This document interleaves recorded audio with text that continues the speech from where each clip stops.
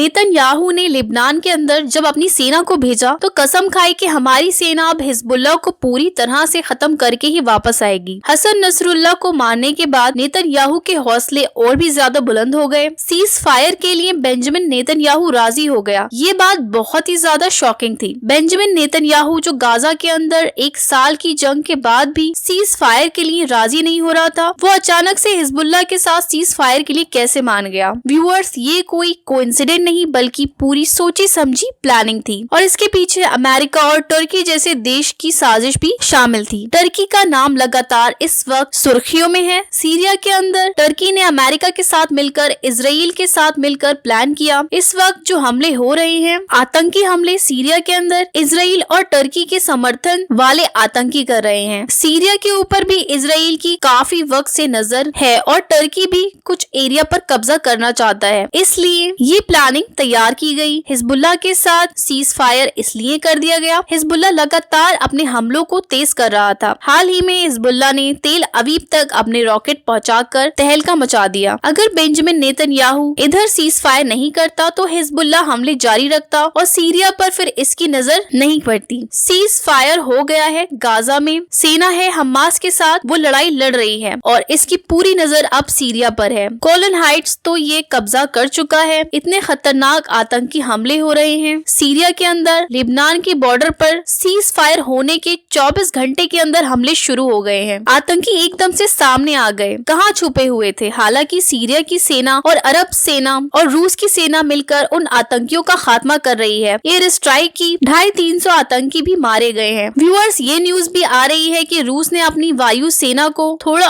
और मजबूत करने के लिए बहुत सारे लड़ाकू विमान सीरिया भेज दिए हैं। रूस और सीरिया की सेना, साथ ही इराक ने भी ऐलान कर दिया है कि हमारी सेना भी तकरीबन 40,000 सैनिक सीरिया जाने के लिए तैयार बैठे हैं और हम आतंकियों का खात्मा करके रहेंगे। व्यूअर्स, ये सीज फायर पूरी तरह से प्लान किया हुआ है। किसी भी तरह से इजराइल सीरिया पर कब्जा करना चाहता है। आपने हाल ही बहुत सारे भाषण नेतन्याहू के सुने होंगे जहां पर उसने कहा था कि गाजा तबाह हो गया, लेबनान तबाह हो गया और बहुत ही जल्द अगर हिजबुल्लाह के हथियारों की खेप सीरिया के राष्ट्रपति बशर अल असद ने बंद नहीं की तो हम उनकी सरकार गिरा देंगे और उनका भी वही हश्र करेंगे जो हसन नसरुल्लाह का हुआ है। उधर सीज फायर की और इधर 24 घंटे के अंदर आतंकियों को जो पनाह दे रखी है, उन्हीं आतंकियों ने खासकर अल कायदा, ISIS और आतंकी संगठन एकदम से खड़े हुए और हमले शुरू कर दिए। टर्की का नाम भी खुलकर सामने आ रहा है। जो आतंकी हैं, ये सब उज्बेकिस्तान के हैं, तजाकिस्तान के हैं, चीन के वाइगर मुसलमान हैं। ये सारे आतंकी टर्की के अंदर ट्रेंड हुए हैं और वहीं अल कायदा के साथ शामिल होकर सीरिया के अंदर कोहराम मचा रहे हैं। टर्की का नाम इस वक्त छाया हुआ है क्योंकि टर्की पूरा गेम चेंजर है। जो कुछ भी हो रहा है इलाके में कह सकते हैं उसका जिम्मेदार टर्की भी है। फिलहाल लेबनान के बॉर्डर पर सीज फायर हुआ। सीज फायर के बाद पहली बार हिजबुल्लाह के महासचिव शेख नईम कासिम वो पहली बार सामने आकर बोले। उन्होंने इसको अपनी जीत बताया। उन्होंने कहा कि हमारी ये एक बहुत बड़ी जीत है। 2006 में भी हमने इजराइल को पस्त किया था, 2006 में भी जंग हुई थी और इसी बीच हिजबुल्लाह कहता है कि हमने उस जंग को जीता था, हम इनके सामने नहीं हारे थे और एक बार फिर से हम जीत गए हैं। ये जीत 2006 की जीत से बड़ी है क्योंकि जो बेंजामिन नेतन्याहू कस्में खाता था कि हम हमास को खत्म करके ही अपनी सेना को वापस बुलाएंगे, वो सीज फायर करने के लिए मजबूर हो गया है। बाकी व्यूअर्स, आपका इस बारे में क्या कहना है? अपनी राय का इज़हार कमेंट सेक्शन में जरूर करें। मिलते हैं आपसे नेक्स्ट वीडियो में एक नई अपडेट के साथ। तब तक के लिए अपना ख्याल रखें। अल्लाह हाफिज।